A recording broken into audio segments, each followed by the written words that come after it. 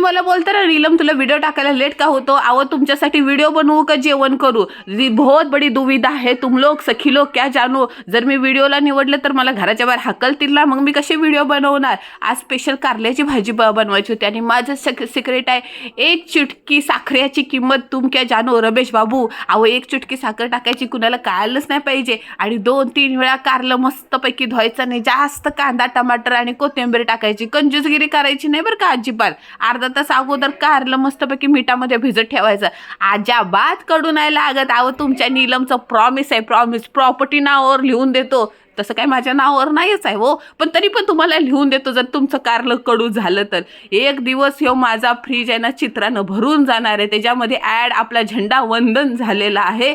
उद्या सकाळची तयारी करायची होती मस्तपैकी. आमच्याकडे लाल शेंगदाणा असता, तो खरपूस असं भाजलं, मोठं कूट आणि बारीक कूट टाकलं आपलं घाटी